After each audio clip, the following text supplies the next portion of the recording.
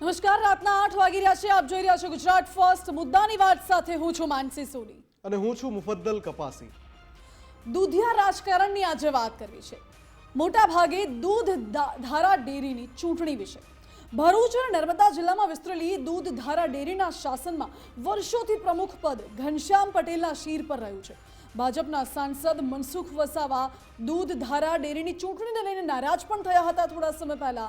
મહત્વનું છે કે 19 તારીખે મતદાન થવાનું છે અને આ વખતે ભાજપ વર્સિસ ભાજપનો જંગ જામ્યો છે. કારણ કે વર્તમાન ચેરમેન ઘનશ્યામ પટેલની સામે વાગરાના ધારાસભ્ય અરુણસિંહ રાણાએ પોતાની આખી પેનલ ઉતારી. જ્યારે ભાજપ પક્ષની અંદરની લડાઈના કારણે સાંસદ મનસુખ વસાવાએ અગાઉ નારાજગી પણ વ્યક્ત કરી હતી. મનસુખ વસાવાએ કહ્યું હતું કે આવા પ્રકારના નિર્ણય યોગ્ય નથી અને મેન્ડેટ મળ્યું છે તે પણ ભાજપનું છે, જે અપક્ષ લડે છે તે પણ ભાજપના છે. જો તેમને સસ્પેન્ડ કરાશે તો આવનારી ચૂંટણીમાં નુકસાન પણ થશે. પરંતુ મેન્ડેટ આપતા પહેલા બંને જિલ્લા પ્રમુખે ધારાસભ્યો અને સાંસદો સાથે ચર્ચા કરવાની જરૂર હતી. જો કે જિલ્લા સંકલનને મીટિંગ કર્યા વગર, કોન્ફિડન્સમાં લીધા વગર ગાંધીનગર કક્ષાએથી સીધા મેન્ડેટ અપાય છે, જે યોગ્ય નથી તેવું મનસુખ વસાવા અગાઉ પણ કહી ચૂક્યા છે. આ બધી જ મથામણ વચ્ચે હવે ભાજપે કાર્યવાહી કરી છે અને ભાજપે અત્યારે એ જે અપક્ષ લડનારા છે જેને મેન્ડેટ નથી અપાયું એ સભ્યોને સસ્પેન્ડ કરવામાં આવ્યા છે.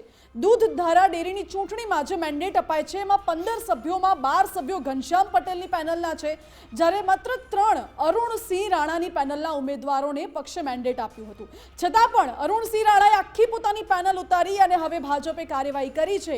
પરંતુ આ બધાની વચ્ચે પ્રકાશ દેસાઈ બિનહરીફ પણ થયા હતા અને હવે અંદરની નારાજગી ક્યાંક ને ક્યાંક વધી હોય તેવું લાગી રહ્યું છે. આ જ મુદ્દે આજે ચર્ચા કરવી છે. બિલકુલ. અને જ્યારે ઇફકોની ચૂંટણી થઈ એ વખતે સહકારી ક્ષેત્રમાં ભાજપની મેન્ડેટ પ્રથાની ચર્ચા ખૂબ થઈ હતી. એ વખતે જે થયું હતું એ બધાએ જોયું કે પક્ષ મેન્ડેટ આપે છતાં પણ ઇફકોની ચૂંટણીમાં જેમની પાસે મેન્ડેટ નથી એ ચૂંટણી લડે અને એ જીતી પણ જાય.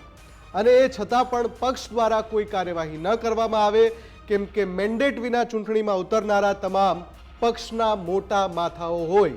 અને જ્યારે એ થયું ત્યારે જ આ ચર્ચા થઈ હતી કે જો પક્ષ આ રીતે મેન્ડેટ પ્રથા અપનાવવા માંગે છે અને પછી મોટા માથા હોવાના કારણે એની સામે કોઈ પગલાં લેવામાં ખચકાય છે તો આગળની સહકારી ચૂંટણીઓમાં પણ આ પ્રકારનું પુનરાવર્તન થઈ શકે છે. ભરૂચની દૂધ ધારા ડેરીની ચૂંટણી જ્યારે આવી તો એમાં પણ એ જ થયું. પક્ષે મેન્ડેટ આપ્યો પણ પક્ષના જ સ્થાનિક નેતા અને વાગરાના જે ધારાસભ્ય છે એમણે વગર મેન્ડેટના ઘણા બધા સભ્યોને મેદાને ઉતાર્યા અને એક આખી પેનલ એમણે ત્યાં લડાવી દીધી. અને પેનલ જેવી ઉતરી એ સાથે જ સવાલ એ ઊભો થયો કે શું ઘનશ્યામ પટેલ કે જે દૂધ ધારા ડેરીમાં ઘણા સમયથી કમાન સંભાળે છે એમની સામે અરુણસિંહે આ મોરચો ખોલી નાખ્યો છે કે પછી અરુણસિંહનો મોરચો પક્ષની મેન્ડેટ પ્રથાની વિરુદ્ધ છે. આ બધાની વચ્ચે દક્ષિણ ગુજરાતની રાજનીતિમાં હંમેશા ખુલીને બોલવાવાળા મનસુખ વસાવા પણ મેદાને આવી ગયા. એમણે કહ્યું કે સંકલનની ક્યાંક ચૂક થાય છે, ચર્ચા થઈ નથી. એના કારણે જ્યારે આ પ્રકારે મેન્ડેટ અપાય અને આ પ્રકારે મેન્ડેટ વિનાના ભાજપના જ સભ્ય જ્યારે મેદાને ઉતરે ત્યારે પક્ષને જ સ્થાનિક ચૂંટણીમાં નુકસાન થવાની આશંકા છે.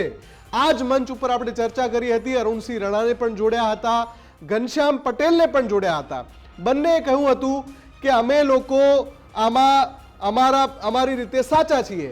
હવે અત્યારે પક્ષે મોટું પગલું ભર્યું છે અને અરુણસિંહ રાણા જે શક્યતા જોવાઈ રહી હતી એમની વિરુદ્ધ પક્ષે આકરી કાર્યવાહી કરી છે અને 9 ઉમેદવારો કે જેમણે ભાજપના મેન્ડેટ વિરુદ્ધ એટલે કે પક્ષના મેન્ડેટ વિરુદ્ધ દૂધ ધારાની ચૂંટણીમાં ઉમેદવારી નોંધાવી એને પક્ષે સસ્પેન્ડ કરી દીધા છે. હવે આ પછી જ્યારે આ પગલાં લેવાયા, કેમ કે આ મુદ્દો જ્યારે આની પહેલા ચર્ચાયો હતો ત્યારે પણ આપણે અરુણસિંહને પૂછ્યું હતું કે જો પક્ષ આમાં કાર્યવાહી કરશે તો તમે શું કરશો. એ વખતે પણ અરુણસિંહ અડીખમ જણાતા હતા. અત્યારે પણ જ્યારે આપણે એમને પૂછ્યું, જ્યારે અમારા સંવાદદાતા એમની સાથે 1-to-1 ઇન્ટરવ્યૂ કર્યું તો ત્યારે પણ અરુણસિંહના બાગી બોલ જ દેખાતા હતા. એટલે કે એમની જે પેનલ છે, જે ચૂંટણી લડી રહી છે, જેમની પાસે મેન્ડેટ નથી, એમાં જ વિજયનો વિશ્વાસ અરુણસિંહ રણાને છે. અરુણસિંહ રણાએ પક્ષની આક્રમક કાર્યવાહી બાદ શું કહ્યું એ પહેલા સાંભળી લઈએ. મેં કહ્યું તેમ કે પ્રકાશ મોદી સાહેબની પ્રક્રિયામાં કોઈ સંકલન મળવાનો વાત કરી નથી. મેં પણ વખત પાટીલ સાહેબને પણ રજૂઆત કરી છે, અમારા મહામંત્રીને પણ રજૂઆત કરી છે. એ બધા જ જાણે છે, છતાં પણ સંકલન નથી બોલાવી. ઉપરથી કોઈ સૂચના મળે તો જ પાર્ટી કરે. નર્મદા જિલ્લો કે ભરૂચ જિલ્લો હોય એ સૂચનાના અધીન છે અને એમનું કામ એમને કરવાનું હોય. પણ હું સહકારિતાની વાત જો કરું તો મારા પશુપાલકોની હર હંમેશ હું ચિંતા કરું છું. ભારતીય જનતા પાર્ટી કોઈ કમળ પર લડતી નથી અને અમે ભારતીય જનતા પાર્ટીમાં છે. કોઈ ગમે તે માને કે અમે હારવાના છે, મને ભરૂચ જિલ્લાની જનતા ઉપર ભરોસો છે. એમને હાર દેખાય છે, તો આજે 15 દિવસ પછી આ સસ્પેન્ડ કરવાની નોબત આવી.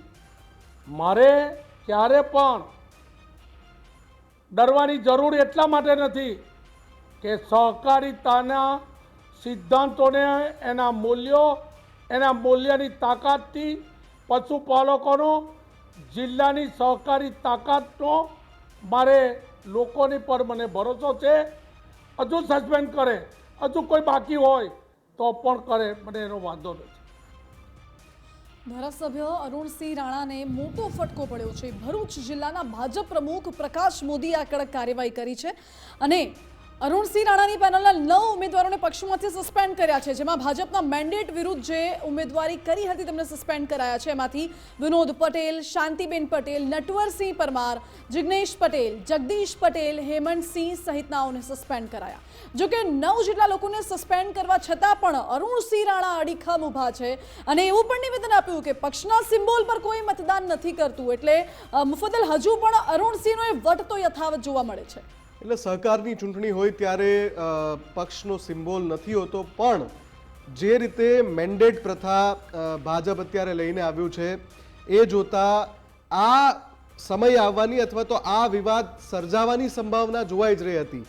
અને એવામાં જ્યારે મનસુખ વસાવાએ પત્ર લખ્યો હતો ત્યારે જ એમણે કહ્યું હતું કે જૂના કાર્યકર્તાઓની અવગણના કરવામાં આવી રહી છે અને જે બીટીપીમાંથી જે લોકો આવે છે, એટલે કે અહીંયા જે બિનહરીફ થયા છે પ્રકાશ દેસાઈ, એમની વિરુદ્ધ એમણે આંગળી ચીંધી હતી. મનસુખ વસાવા પણ જો આપણી સાથે કનેક્ટ થાય તો એને આપણે કરીશું કે મનસુખ વસાવા હવે શું કહી રહ્યા છે, કેમ કે એમણે જિલ્લા ભાજપ પ્રમુખને પત્ર લખ્યો હતો. અને આ વચ્ચે આપણી સાથે અરુણસિંહ રાણા પોતે જોડાઈ ગયા છે ફોન લાઈન પર. અરુણસિંહ, સ્વાગત છે આપનું ગુજરાત ફર્સ્ટમાં. અરુણસિંહ, ભાજપે મોટી કાર્યવાહી કરી છે અને આપના 9 જેટલા સભ્યોને સસ્પેન્ડ કરી દીધા છે, મેન્ડેટ નહોતું આપ્યું. આપ કઈ રીતે જોઈ રહ્યા છો? ભારતીય જનતા પાર્ટી ક્યારે પણ કમળના નિશાન ઉપર ચૂંટણી લડી નથી. કમળનું નિશાન હોતું નથી, પણ દુઃખ સાથે કહેતા આનંદ એ થાય કે આખા મારી ભરૂચ જિલ્લો અને નર્મદા જિલ્લામાં 15 ભાજપના સક્રિય સભ્યોને મેં પેનલમાં ઉતારેલા છે અને પેનલમાં ચૂંટણીની અંદર ઝંપલાવ્યું છે. અમને ક્યારે પણ કયું નથી, બોલાવ્યા નથી. જિલ્લાની સંકલન બોલાવવામાં પણ બોલાવી નથી. એવા સંજોગોમાં કોઈ ધારાસભ્યને નહીં, અમારા સિનિયર મનસુખ વસાવાજી જેઓ વર્ષોથી બંધ કરીને યાર તું અહીંથી લઈ જા, અત્યારે ફોન આવી ગયો. કોઈ વાંધો નહીં, અરુણસિંહજી કન્ટિન્યુ કરો આપ.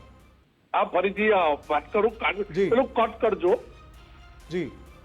હવે એમાં ભાજપે મેન્ડેટ કોઈ ધારાસભ્યને નહીં, કોઈ સંસદને નહીં, કોઈ જિલ્લાના આગેવાનોને નહીં, અને ભારતીય જનતા પાર્ટીએ જે મેન્ડેટ આપ્યો છે એ કોંગ્રેસના સભ્યો પણ છે, બીટીપીના છે, અને ભાજપના મેન્ડેટ પર એ લોકો અપક્ષ પણ ઘનશ્યામ પટેલે ઉભા રાખ્યા છે. બહુ દુઃખ સાથે કહેવું પડે છે.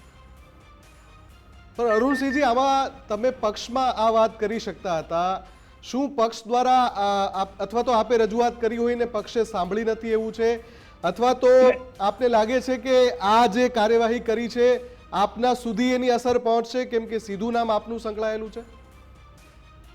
હું ભારતીય જનતા પાર્ટીનો શિસ્તબદ્ધ સૈનિક છું.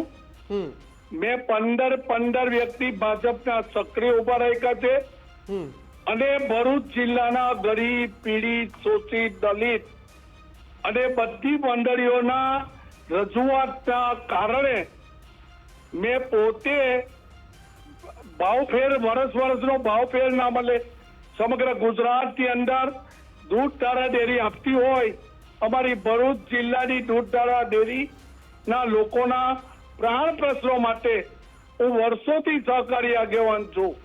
એ માટે મેં પ્રાણ પ્રશ્નોને વાચા આપવા માટે મારી પેનલને મેં ઉતારી છે. અરુણસિંહજી, જ્યારે આપણે લાસ્ટ ટાઈમ વાત થઈ હતી આ જ મંચ ઉપર, આપે કહ્યું હતું કે પશુપાલકો છે એમાં કેટલીક એવી માંગણી થઈ રહી છે, ઘનશ્યામ પટેલનું એક ચક્રી શાસન ચાલે છે દૂધધારા ડેરીમાં.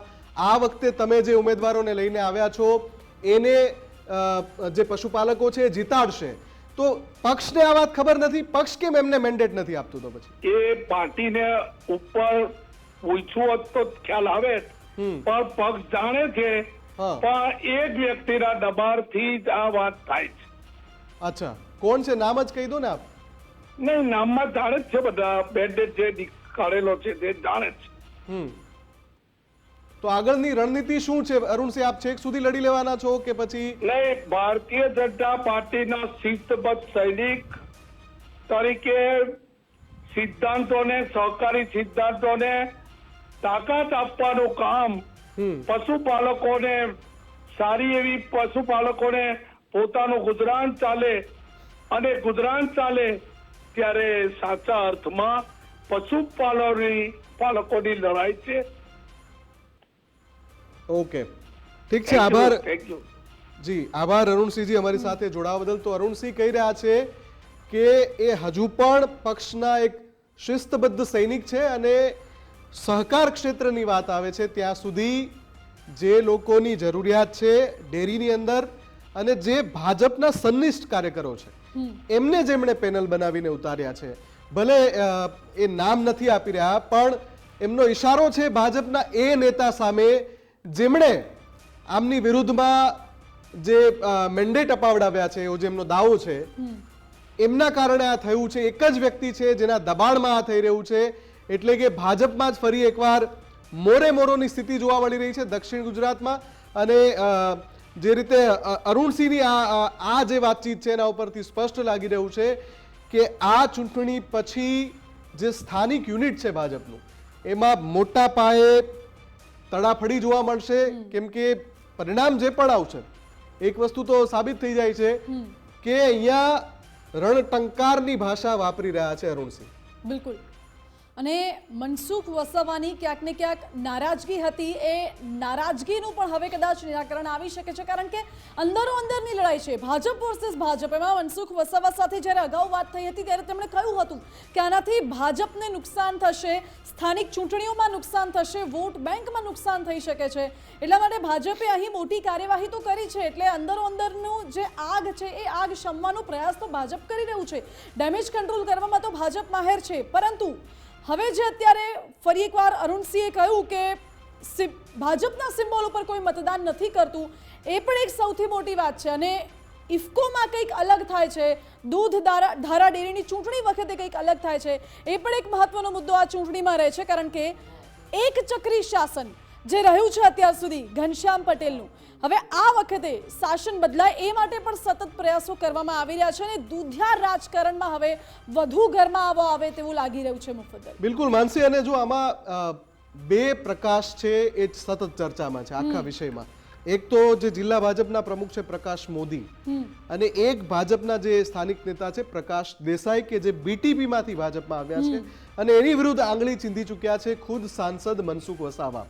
ન અત્યારે પ્રકાશ મોદી આપણી સાથે જોડાઈ રહ્યા છે, મનસુખભાઈ કોઈ કામસર વ્યસ્ત છે એટલે એ પણ નથી જોડાઈ શકતા. નહીતર એ વાત આપણે પ્રકાશ મોદીને પણ પૂછવાના હતા કે જે અરુણસિંહ રણા કહી રહ્યા છે કે તમે આજે કાર્યવાહી કરી છે એક નેતાના દબાણમાં કરી છે, એ નેતા કોણ છે? અને બીજી બાજુ મનસુખ વસાવા જે પહેલા જ કહી ચૂક્યા હતા, એટલે તો અનુભવી નેતા કોને કહેવાય, એમણે પહેલા જ કહ્યું હતું કે આ જે તડાપીટ થઈ રહી છે એનું નુકસાન આગામી સમયમાં સ્થાનિક ચૂંટણીમાં પક્ષને જ થશે. હજુ આ ચૂંટણી બાકી છે એટલે આ ચૂંટણી થઈ જાય, અરુણસિંહ રણા અને એનું જે આખું જૂથ છે અને સામે ઘનશ્યામ પટેલ એનું જે જૂથ છે એ શું કરે છે એ જોવાનું રહે છે. પણ સહકાર બાદ હવે વાત કરવી છે